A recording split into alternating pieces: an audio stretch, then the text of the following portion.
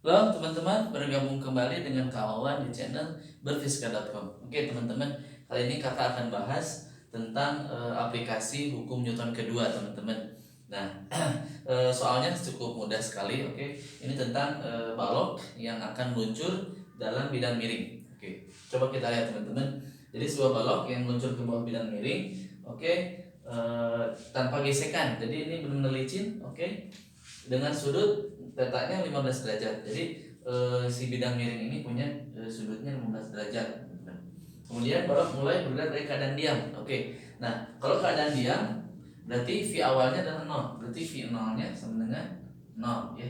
V inisial atau V inisial, V awalnya ya, V inisial.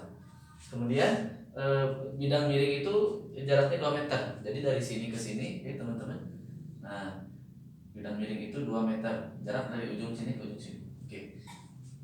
Pertanyaannya adalah cara percepatan balok. Yang kedua, kelajuan saat mencapai dasar bidang miring. Oke. Nah, teman-teman ini ada dua pertanyaan yang dua konsep. Oke. Pertama, percepatan balok itu dapat kita cari dari konsep gerak Newton, gerak hukum kedua Newton. Oke. Jadi hukum kedua Newton itu adalah hukum di mana gaya-gaya netoknya tidak sama dengan nol bekerja yang menyebabkan benda bergerak gitu ya. Benda berubah bukan benda bergerak. Jadi gaya itu memang bukan penyebab gerak, itulah menurut hukum Newton, tapi gaya itu menyebabkan perubahan arah gerak atau penyebab perubahan kecepatan sebuah benda. Oke. Nah, kemudian untuk nomor B itu konsep dari kinematika. Kinematika udah kita bahas di bab sebelumnya yang ada GLBB dan sebagainya ya. Oke. Yuk kita teman-teman kita jawab.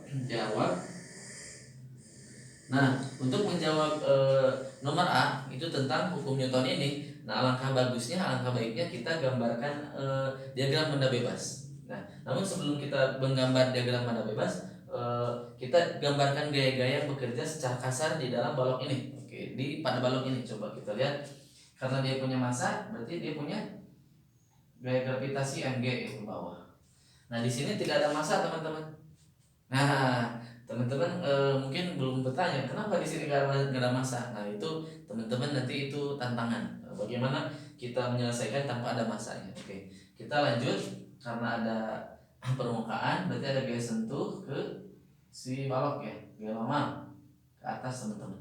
Nah, ingat kalau vektor miring, nah ini kita acuannya yang miring teman-teman karena gerakannya sepanjang sumbu miring. Berarti nanti konsep si sumbu koordinatnya x dan y nya bukan seperti ini, tapi teman-teman pakai yang bidang miring yang ini berarti teman-teman. Nah, ke sini x, ke sini y nya teman-teman. Nah, itu berarti si mg ini adalah miring menurut si koordinat x y yang ini gitu. Berarti nah teman-teman diuraikan ke sini ada yang, nah dan ini, oke, yang ini teman-teman.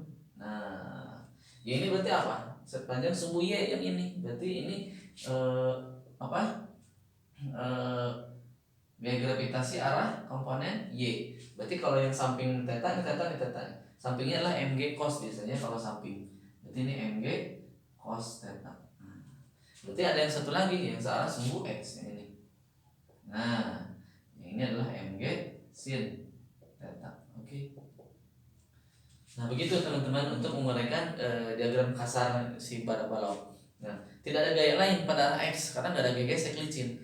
Berarti diagram benda bebasnya bisa kita tulis diagram benda bebas.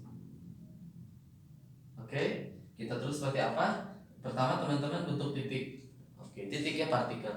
Kemudian teman-teman gambarkan gaya normalnya sini bisa. Nah, ini gaya normal. Ini sumbu x, sumbu y. Berarti kesini adalah mg cos theta.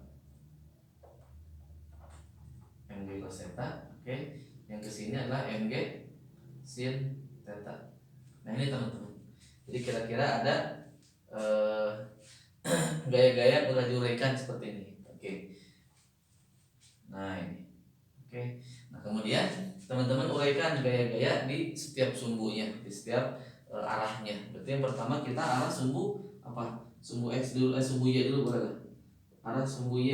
Oke. Kalau arah sumbu y berarti sigma f fy sama dengan apa? M kali a. Nah, karena untuk arah sumbu Y vertikal tidak ada pergerakan benda, artinya dia tidak ada A-nya, percepatan yang ada, berarti 0 ya. Oke. Nah berarti sigma FY nya arah Y positif ke atas, berarti dia normal. Oke.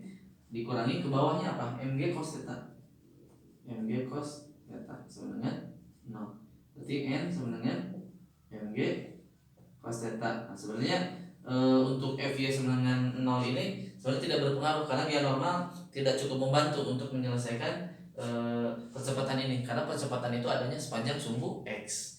Gak apa-apa. Jadi ini itu sebenarnya berlaku kalau kita nanti ada gesek perlu gaya normal nilainya. Kalau ini tidak, gak apa-apa. Saya terus dulu aja untuk arah sumbu X. Nah baru ini mempermudah dalam penyelesaian soalnya karena arah sumbu X. Berarti sigma Fx sama dengan M dikali A. Nah ingat arah sumbu X ini berarti yang ke sana positif, ke sini negatif teman-teman arahnya ya. Nah berarti Fx ini arahnya kemana? Arahnya ke kiri teman-teman, ke sini kan turun. Berarti X nya negatif, berarti minus gayanya apa? Ada Mg sin, Mg sin theta sama dengan M dikali A. Nah minus di sini artinya arah vektornya ya teman-teman. Coba lihat di sini ada M, di sini ada M, coret teman-teman. Tuh makanya di soal tidak diketahui masanya karena masanya saling mengingatkan. Oke, berarti kita mengetahui nilainya min Mg sin theta sama dengan A. Berarti A nya ketahuan. Berarti A nya sama dengan diputar ya, minus 9,8 dikali sin 15 derajat. Teman-teman hitung minus berapa kira-kira? 2,54. Minus 2,54 meter sekon kuadrat. Nah ini. Jadi jawabannya minus 2,54. Arahnya kemana? Ke sumbu X ya, minus ke arah sumbu X negatif I topi. Oke. Nah, karena pertanyaan itu percepatan balok, percepatan itu vektor. Nomor B, kelajuan saat mencapai dasar bidang miring. Nomor B. Nah, jadi si percepatan ini akan kita gunakan untuk menyelesaikan persoalan di B, yaitu kinematika. Nah, persoalan kinematika di sini GLBB teman-teman ya.